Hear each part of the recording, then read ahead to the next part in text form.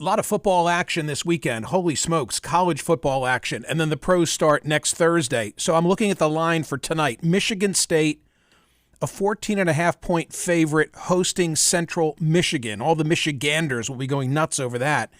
How about in Happy Valley tomorrow? Penn State, a 19.5-point favorite, hosting West Virginia. Live in-game betting awaits you at Parx Casino. What a holiday weekend. 4 straight days of college football, big-time tennis all weekend in Flushing Meadows, New York. Yes, you can wager on that too. Pro baseball beginning the final month of the regular season. Pro football just around the corner. The BetParx Sportsbook app has my listeners covered in Pennsylvania, New Jersey, Ohio, Maryland. They make it fun. Go there now, download that app, and get some skin in the game. You got to be 21 and in Pennsylvania, New Jersey, Ohio, or Maryland. If you've got a gambling problem, call 1-800-GAMBLER. Time now for the Friday headlines from the Smerconish.com daily newsletter. The story that caught my eye, among others, but I wanted to mention it because I've been banging this drum for a long, long time.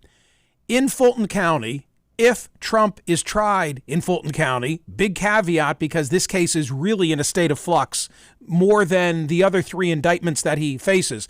But if Trump is tried in Fulton County, there will be cameras in the courtroom.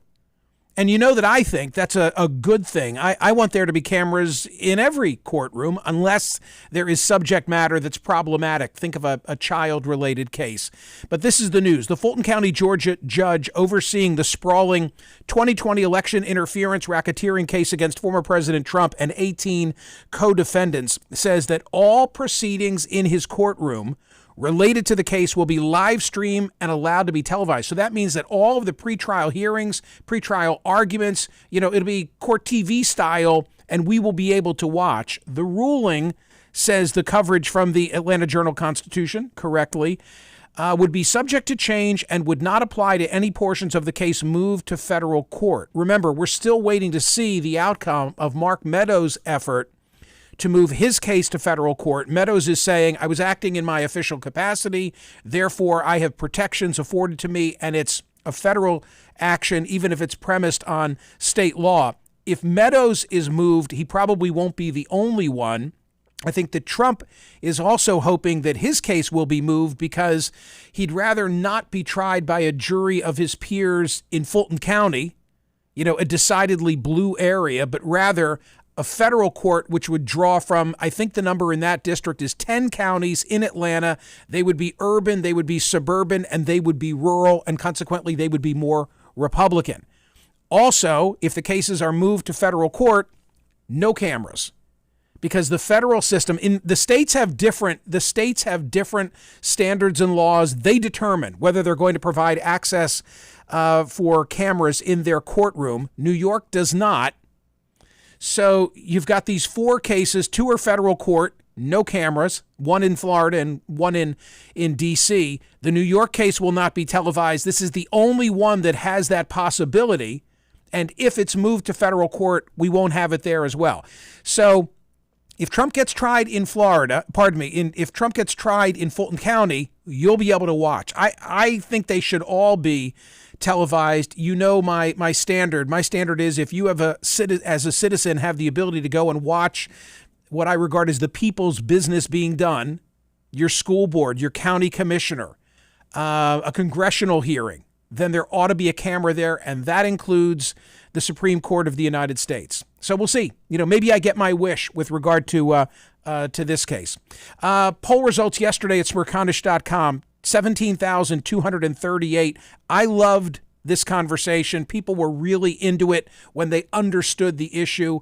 The subject area was cultural appropriation, at least according to some.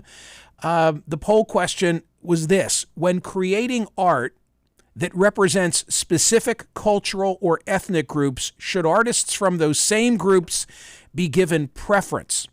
What was the basis of this? The basis of this was an artist from down south named Wesley Wofford, who created a statue memorializing and commemorating and honoring, that's the word I'm really looking for, Harriet Tubman.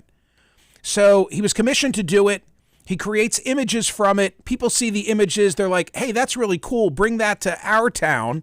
He ends up visiting, I think the number he told us was 19 different cities. When he gets to Philadelphia, the folks love it so much, the government people responsible for public art, that they said, we want you to make one of these for us to display at City Hall, and we will pay you $500,000 to do so. He agrees. As they're working out the fine points of the deal, now the community, the artisan community, and others seize upon this, and they say, A, it should have been put out to bid, and B, he's a white guy. That's why I was asking that question. So let me repeat it. When creating art that represents specific cultural or ethnic groups, should artists from those same groups be given preference? 62.55% of those who responded yesterday said, no, they shouldn't. TC, when I spoke to Wesley Wofford yesterday, it became clear to me that this was a serious guy, a deep thinker, not wanting to get caught up in the culture wars of the day, not making this a campaign against wokeness. But as I was speaking to him, I was saying to myself, I'm sure they're clamoring for him in certain media outlets, right, to come aboard. And for sure. And as you know, because you extended the invite, he's scheduled to be on my CNN program with me tomorrow. He accepted our invite and then told me later in the day he'd been invited elsewhere after appearing on my radio program and had turned them down. I didn't know that. Yeah, he really appreciated the conversation. He kept using that word, that he wanted to have a dialogue, that he wanted to have a conversation. He is not a flamethrower. He's not. He is an artist, and he believes in his work, and he appreciated how you addressed it and your approach to it. So that is very interesting. Yeah, details. You don't know where? Oh no, I know where.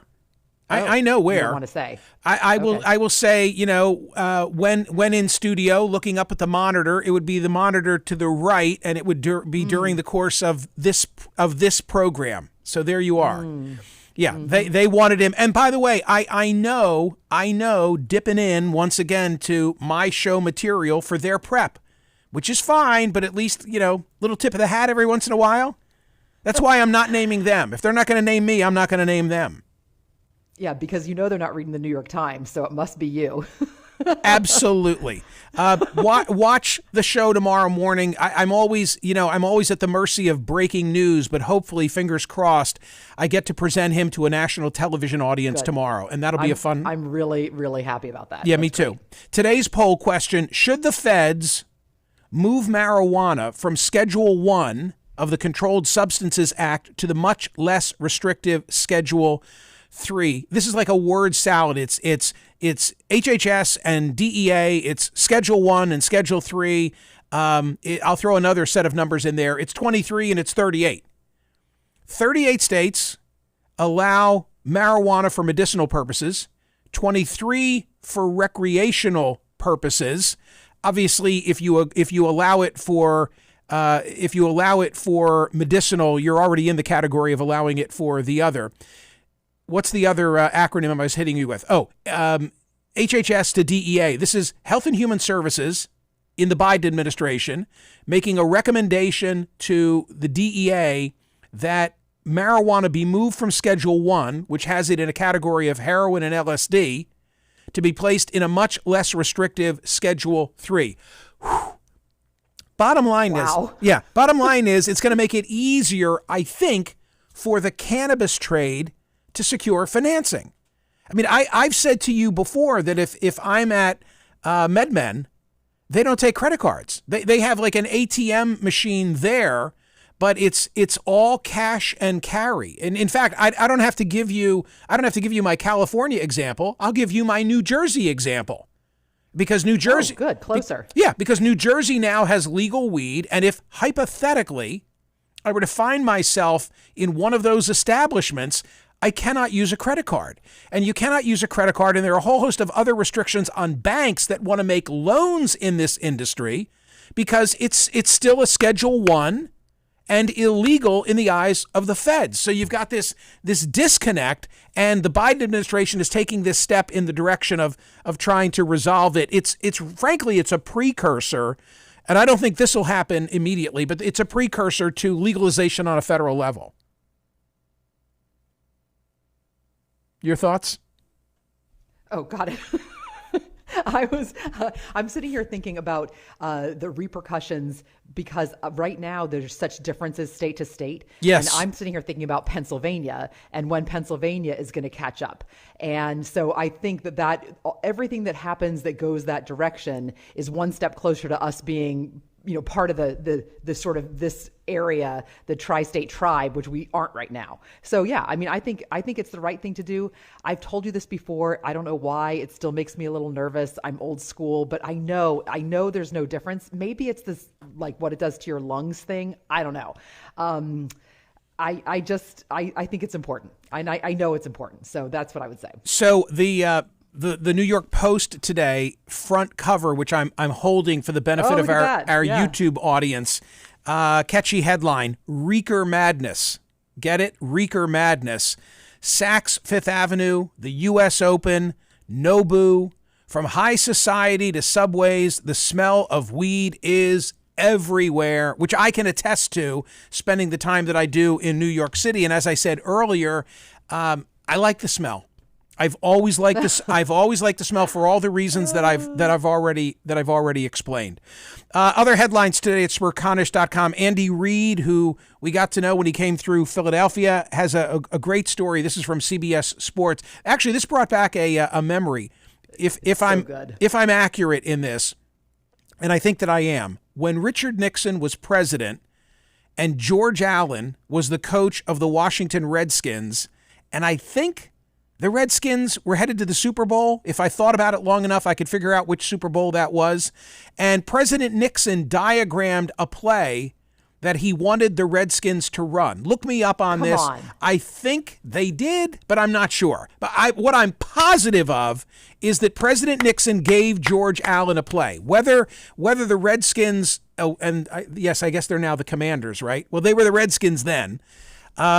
Whether they actually executed the play, I don't know. But I have a specific recall of this happening. ESPN. Did Richard Nixon call a key Redskins play? What's the answer? Playbook. This is, okay, it might be urban legend. That's all right. No. He gave him a play. He gave him a play. I'm telling you, he gave him a play. Am I wrong? What does it say? Allen and Nixon were indeed good friends. They spoke on the phone often. Fast forward. The legend is, false. No! Yes! No! Yes! What does it say?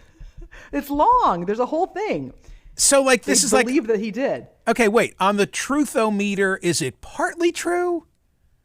Well, the truth part is that they were good friends and talked about football all the time, but the actual call... this crushes me. So Nixon never gave George Allen a play? I think you can probably just keep thinking that. Why not? Okay. I just texted it to you. Okay. So it's a long explanation, but it doesn't come It's a very long explanation. But the legend is status false. Sugar. And who's your source? Yeah. ESPN? Yes. Jesus. The legend is that then President of the United States, Richard Nixon, called Allen to suggest that Allen run the play. Is that true? They were indeed good friends. The two spoke on the phone often. They had a strategy meeting. The president suggested a reverse play. Okay. They assumed that Allen was following Nixon's suggestion. Yeah. The players talked about it. It became a longstanding legend. Allen never confirmed nor denied. Right. Although, Kilmer's recollection. The truth may lie in an even stranger place. According to fellow Hall of Fame coach Marv Levy, who was a close friend of Allen's and assistant coach with Allen in both Los Angeles and Washington. Went on to the Buffalo Bills. Yeah. Nixon did indeed suggest a play on the phone, but he was just playing along with a gag by Allen. This is too confusing. I'll tell you what. I'm going to go on believing what I want to believe, which is that Richard Nixon gave George Allen a play. Okay? All right. Don't let the truth stop you. Why do I bring it up? I bring it up because Andy Reid, remember I mentioned him 20 minutes ago? Yeah, Andy Reid, according to CBS Sports, he did an interview on Greenlight with Chris Long. The Chiefs coach revealed that he once used a play in his Packer days given to him by a janitor. It's one thing for Reid to like the play. It's another thing for him to use it in a game, but that's exactly what Reid did, and apparently the play worked perfectly. We called the play just before halftime and it scored, said Reed. Somebody might want to call the janitor and offer him an offensive coordinator job. Whack, whack. It's not clear when the game happened, but CBS Sports' Jeff Kerr thinks it came in a 1996 game against the Eagles. The Week 2 game fits the bill perfectly. Brett Favre, because I'm thinking of something about Mary, I'm going to say Brett Favre. Brett Favre threw a 20-yard touchdown strike to Robert Brooks, and the score came just before halftime, as Reed noted. If you go to Smerconish.com and read the story, the play is actually embedded in this coverage. The Packers were up 23-7 at the time of the play, so that definitely would have been the perfect time to use a play designed by the janitor. And there's more to it. Amazing. So enjoy that. If you missed Taylor Swift during the tour, know that you can go to an AMC theater soon, and you can sit in a so cool theater seat and watch it. And I'm sure it'll be total bedlam in those theaters too. Oh yeah, people are going to be singing and dancing and the whole thing. I mean, that she is a phenomena. This year, this tour has been just incredible. Her whole rise is just incredible. But this tour is beyond. It's far from the kind of 1 or 2 night special engagement that music fans have come to be used with filmed concert experiences in cinemas. That was jumbled. AMC is promising that the film will play at every one of its that's Adam Aaron, AMC Theaters, our friend Adam Aaron. AMC Theaters promising that the film will play at every one of its U.S. locations at least 4 times a day, Thursdays, Fridays, Saturdays, and Sundays, through its initial engagement with many of the chain's IMAX and Dolby Cinema locations locked in to ensure the singer remains larger than life on its premium screens. So there you go. They're no dummies. Okay, right. We never got to this yesterday. This reminds me, and I may make this a Sunday poll question. I love the story. Should you stand or sit at a concert? And what put it in the news, and we had it, I think, from NPR in the newsletter yesterday. By the way, opportunity for me to say, the newsletters are all cataloged. So, if you want to go back to yesterday or Monday's newsletter, whatever, yes, we have them all there for you at Smerconish.com. Right. So, story from yesterday that we never got to mention, but with Taylor Swift on the brain, I want to bring it up. Adele is doing a stand in Vegas, a residency, I guess they say, meaning she's there for a while and performing multiple shows. So there was a fan in an aisle, close proximity to the stage, just going crazy for Adele. And have you seen the video, TC? Because you can see, like, security, they're nice, but they're trying to, like, rein in this person. He's not a threat. Because it's no, but the issue is that it's everybody else is sitting and he's standing with a selfie stick and dancing and, like, being part of the. He's in the way. I mean, he is in the way. Yes. But yeah, and was singing to every song. Right. Okay. At a recent Adele concert in Vegas, Juan Lastra belted out every single word to the songs, all while filming himself with a selfie stick. Yes. Lastra was standing, but you can see him clearly in the TikTok video. Most of the people in his section were sitting. So, okay, it's kind of cool and he's excited. But when security now tries to rein him in, Adele sees what's happening and she's like, leave him alone, let him enjoy the show. And she interrupts her song for this. So yeah, she likes him. She's like, no, let him do it. It's okay, love. Right. She's adorable. So Taylor Swift, just to go back to Taylor Swift, if you go to that show, you're going to be on your feet for 4 hours. Like, you're going to be on your feet. The rule is, you're a concert guy. Yes. Isn't the rule that if everyone's sitting, you sit, and if everyone's standing, you stand? Like, it's got to be all for one and one for all, right? Yes, but unfortunately, it's oftentimes somewhere in between. And you know my story. I go to Cat Stevens. I couldn't remember what it was. Yusuf. And, this is like the one night I never thought I'd get to have because he wasn't expected to ever tour again. This is when he first came around, by now probably 6 years ago. And I'm there, with my wife in, I'll just say, premium seats that I'm all in. Okay, I never told her what I paid for those seats. And there was a woman behind me.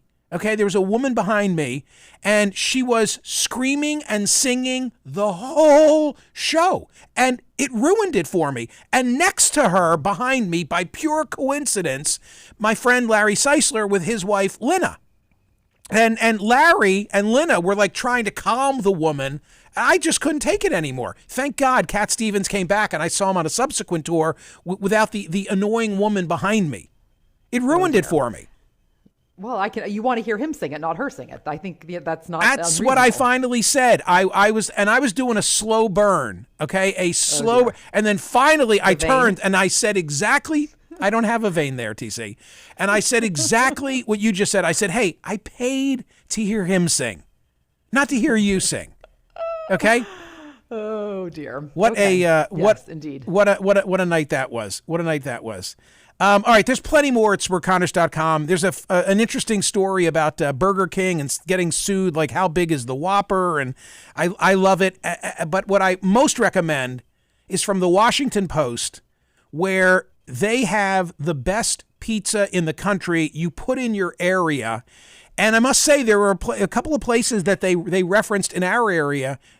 Suffice to say, the usual suspects didn't make the list, and some that did, I'd never heard of. So, but one of them looks good, there, aren't you? The one on I was going to say the one on 13th Street is definitely on my calendar in the very near future.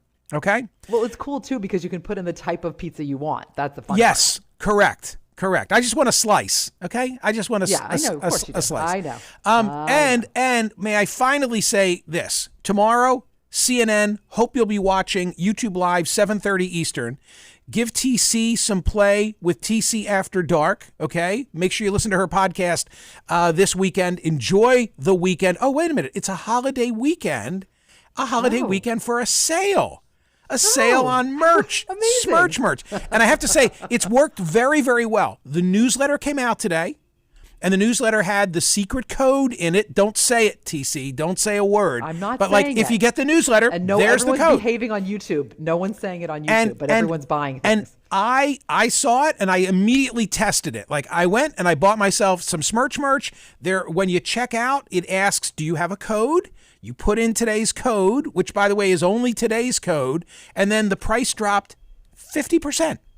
50%. Everything is on everything. Everything. Frisbees, beach towels, hats, the T-shirts, the TC tank top, tumblers, coffee mugs.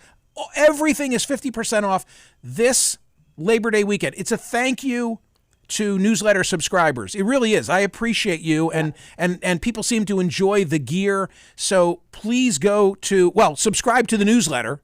And if you missed it because you're not a subscriber, first of all, why aren't you? Secondly, go register now for the newsletter. And when it comes out tomorrow, you'll get the secret code for Saturday. Because each day through the Labor Day weekend, it's a different code. Today's code won't work tomorrow. I think I explained that all well. So thank you. Appreciate you. Enjoy Labor Day weekend. Hope I see you or you see me on CNN tomorrow morning. And if not, back here next week. Bye-bye.